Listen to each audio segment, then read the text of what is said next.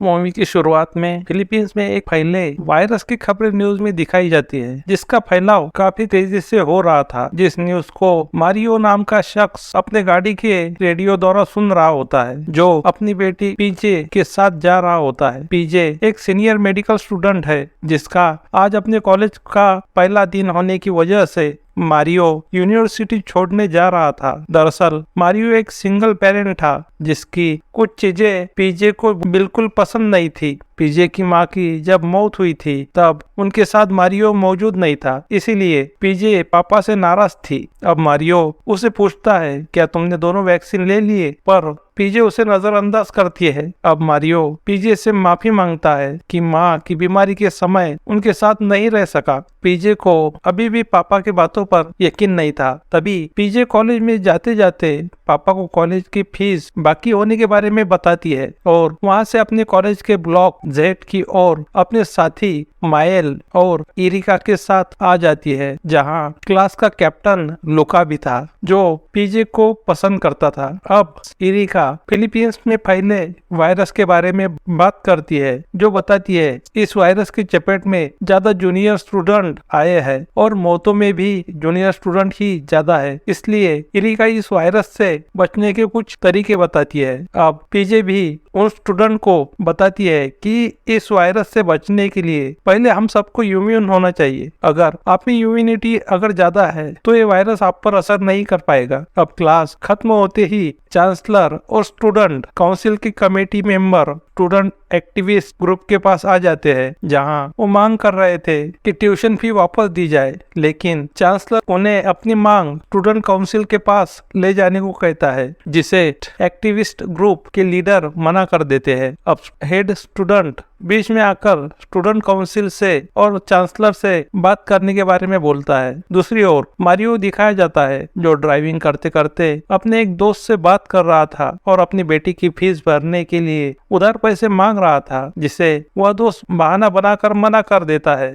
बात करते करते एक लड़का गाड़ी के सामने आ जाता है। अब मारियो गाड़ी रोक उसे देखता है। उसे पता चलता है कि वह पैसे निकालने का नया फंडा यूज कर रहा था। अब मारियो उसे हॉस्पिटल ले जाता है। दूसरी ओर एक हॉस्पिटल में पीजे और इरिका का ट्रेनिंग चल रहा था। उन्हें एक लेडी की देखभाल करने की जिम्मेदारी दी जाती है, जिसके पैर पर किसी के काटने के निशान थे। अब पीजे उस पेशेंट को लेटने को कहती है, जिससे वो उस निशान को चेक कर सके। अचानक उस पेशेंट की मौत हो जाती है, जिससे पीजे डर जाती है और उसे अपने माँ के मरने का हादसा याद आता है, जो इसी तरह से हुआ था। अब पीजे उस लेडी की छोटी बेटी को समझाकर उसे दिलासा देती है। तभी पीजे को देख वहाँ मारी आ जाता है और उसे बताता है कि गलती से एक एक्सीडेंट हुआ है और उसी बच्चे का एक्सरे करने के लिए कुछ पैसे चाहिए थे। अब पीजे का स्ट्रेस और भी बढ़ जाता है। दूसरी ओर उस लेडी की डेड बॉडी को मोर्चरी में लाया जाता है, जहाँ उसकी रेडियो कार्डियोग्राफी की जाती है, जहाँ उन्हें चौंकाने वाली बात पता चलती है कि इलेक्ट्रोकार्डियोग्राम चल रहा है, यानी पेशेंट अभी भी जिंदा है। और अचानक वो पेशेंट उठ जाती है, जो कि अब इन्फेक्टेड हो चुकी थी।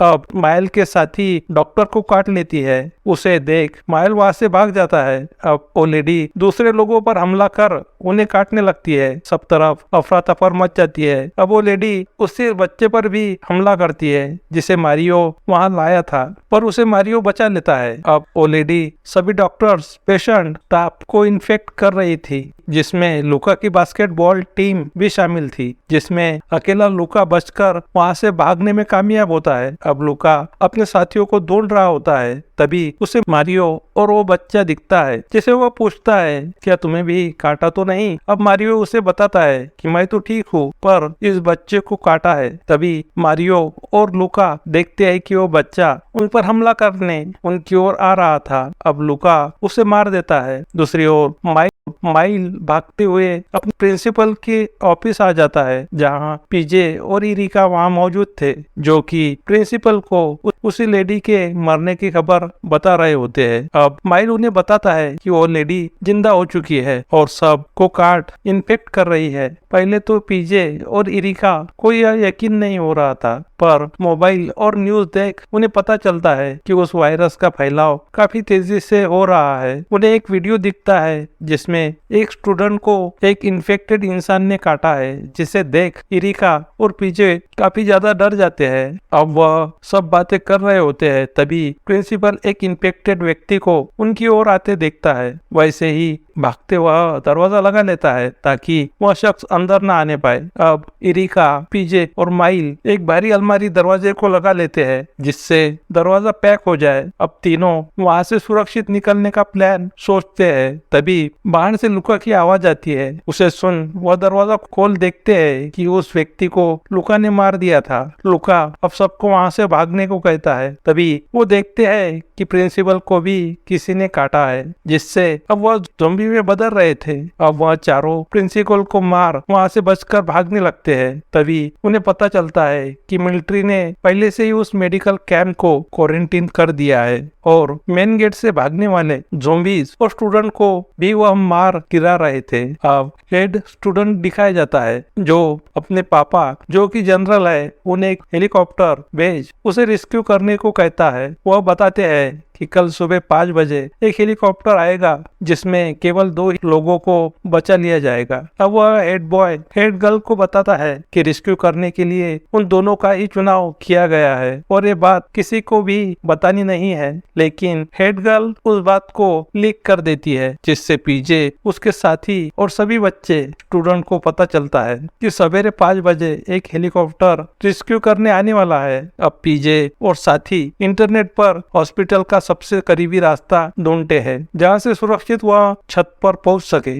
अब पीजे उन्हें बताती है कि पहले उन्हें चर्च में रुकना होगा और फिर लाइब्रेरी और सबसे आखिर में हॉस्पिटल पहुंचना होगा। दूसरी ओर हेड बॉय को पता चलता है कि हेड गर्ल ने उसकी बातें नहीं मानी और रेस्क्यू वाली बात लीक कर दी। अब इसीलिए उसको भी साथ लेने से वह मना करता है, जिसका हेड गर्ल पर कुछ भी असर नहीं पड़ता। वो कहती है कि यहाँ से बचकर भागने से अच्छा किसी को बचाना मेरा फर्ज मानती हूँ। उसी बात पर उनकी लड़ाई हो जाती है और हेड बॉय उसे सीढ़ियों से धकेल देता है, जिससे हेड गर्ल की मौत हो जाती है। ये सब हादसा पीजे और उसके दोस्त देख लेते हैं और उसे किसने फेंका इसका पता लगाने ऊपर के माले पर आ जाते हैं जहां हेड बॉय मौजूद था। पर वह खुद को बचाने के लिए एक कहानी बनाता है कि हेड गर्ल ज़ॉम्बी बन चुकी थी और मुझ पर हमला करने आ रही थी, इसीलिए मैंने उसे नीचे धकेल दिया। पीजे और साथी उस कहानी को सही मान लेते हैं और उसे अपने साथ शामिल कर हॉस्पिटल जाने लगते हैं। बाहर काफी सारे ज़ॉम्बी मौजूद थे।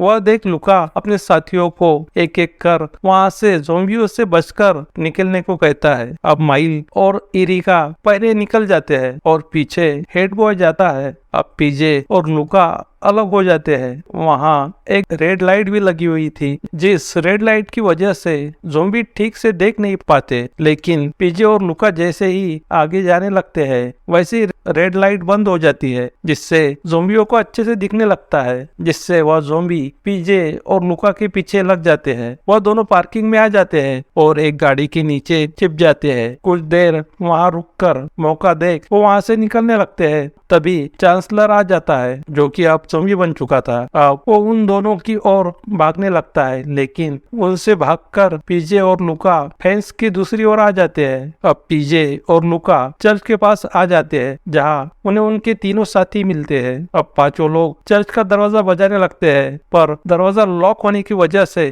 वो अंदर नहीं जा पाते। अब चारों ओर से ज़ॉम्बी उनकी ओर आने लगते हैं। अब उनसे बचने का कोई इलाज नहीं था, इसलिए वो सभी ज़ॉम्बियों से लड़ने लगते हैं, ज़ॉम्बियों को मारने लगते हैं। लेकिन उन्हें पता चलता है कि ज़ॉम्बियों को हम मार नहीं सकेंगे, फिर भी वो ज़ॉम्बियों से लड़ते रहते हैं। तभी मारियो चर्च का दरवाजा खोल एक लेडी सिक्योरिटी गार्ड के साथ बंदूक का इस्तेमाल कर उन ज़ॉम्बियों को खत्म कर देते हैं और उन पांचों को अंदर ले लेते हैं और दरवाजा फिर से लगा लेते हैं। अब अंदर आकर सारे लोग उस वायरस और वहाँ से निकलने के बारे में बातें करते हैं, जहां माइल कहता है कि उस वायरस का रूप बदल चुका है, अभी नया वेरिएंट लोगों में फैल रहा है है, लेकिन पीजे इस बात से सहमत नहीं थी। उसका कहना था कि यह वायरस अभी भी पुराना है और रेबीज की तरह काफी तेजी से फैलने वाले सिम्टम्स है। और पीजे बताती है कि रेस्क्यू के लिए केवल 4 घंटे का समय बाकी है। अभी हेड बॉय बताता है कि हेलीकॉप्टर में केवल 2 ही लोग जा पाएंगे, बाकी लोगों को यही रुकना होगा, पर पूरा ग्रुप उसे मना करता है। पर पीजे उसे कन्विंस करती है और कहती है कि हेलीपैड तक हम सब लोग साथ ही रहेंगे। अब सब लोग आगे की ओर निकल रहे होते हैं, तभी उनमें से एक छोटी बच्ची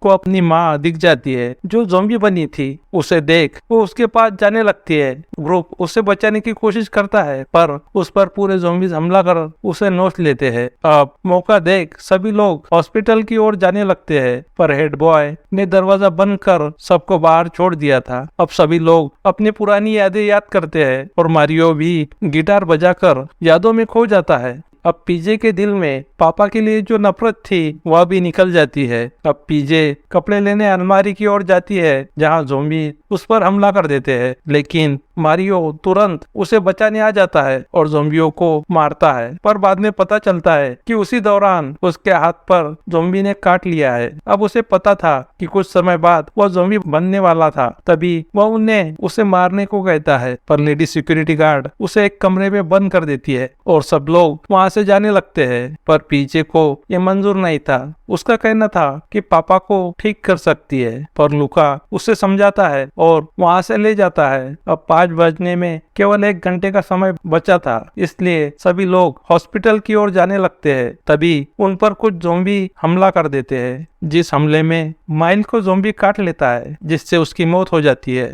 अब उन सबको बचाने का जिम्मा खुद लेडी गार्ड लेती है और खुद पीछे रहकर उन ज़ॉम्बियों का सामना करती है, जिसमें उसकी भी मौत हो जाती है। और अब वह लोग आगे जाने लगते हैं। अब इरिका लुका और पीजे को आगे भेजती है और खुद ज़ॉम्बियों का शिकार हो जाती है। अब वह दोनों पुल में कूद जाते हैं, जहां उन्हें पता चलता है कि पानी ज़ॉम्बियों की कमजोरी है। अब वह पुल से निकलकर हेलीपैड की ओर भागने लगते हैं और हॉस्पिटल की छत पर आ जाते हैं। अब लुका पीजे को हेलीपैड तक उठा लेता है, क्योंकि ज़ॉम्बी दरवाजा तोड़कर कभी भी अंदर आ सकते थे। पीजे ऊपर छत पर जाते ही सब ज़ॉम्बी दरवाजा तोड़ वहां पहुंच जाते हैं, पर अब लुका खुद उनका शिकार बन छत पर से कूद जाता है, जिससे ज़ॉम्बी भी नीचे कूद जाते हैं और पीजे अकेली बच जाती है। पर वह अपनी फैमिली और साथियों को खो चुकी थी। उन्हीं के गम में वह बेहोश हो जाती है और जब आँख खुलती है तो दिन निकल चुका था, लेकिन वहाँ कोई हेलीकॉप्टर नहीं था। और वो गौर से अपने हाथों की ओर देखती है, जिस पर ज़ॉम्बी के काटने की निशान था, लेकिन वह ज़ॉम्बी नहीं बनी थी। अब उसे पता चलता है कि वो इम्यून थी, इसलिए उस पर ज़ॉम्बियों के काटने का असर नहीं हुआ। अब वो फिर से पापा के पास आ जाती है, जहाँ पापा भी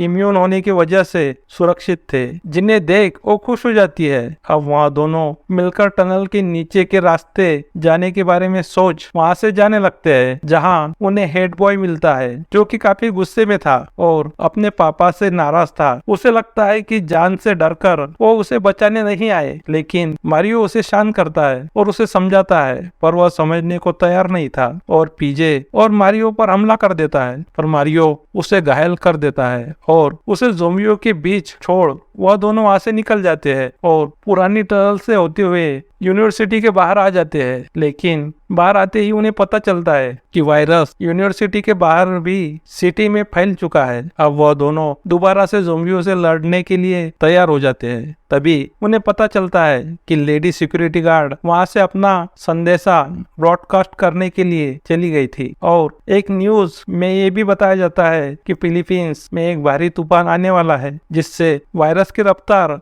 और ज़ॉम्बियों की ताकत भी कम हो जाएगी, क्योंकि पानी से ज़ॉम्बियों की शक्ति कम हो जाती है। अब तूफान के 2 हफ्ते बाद दूसरा सर्वाइवर भी सामने आ जाता है, जहां लुका को एक ग्रुप ने बचा लिया था और लुका को भी अपने ग्रुप का हिस्सा बना लिया था। और यही पर ये मूवी खत्म हो जाती है। तो अब तक आप सब मेरे साथ जुड़े रहे, इसलिए आप सबका बहुत बहुत शुक्रिया। अगर आपको मूवी अच्छी लगी तो मूवी को लाइक करें, ज्यादा से ज्यादा शेयर करें और मेरे चैनल पर अगर नए हैं तो चैनल को सब्सक्राइब करना ना भूलें। तो अब मैं आप सबसे विदा लेता हूँ, फिर मिलेंगे किसी और मूवी के साथ। तब तक के लिए बाय, धन्यवाद। Thanks for watching.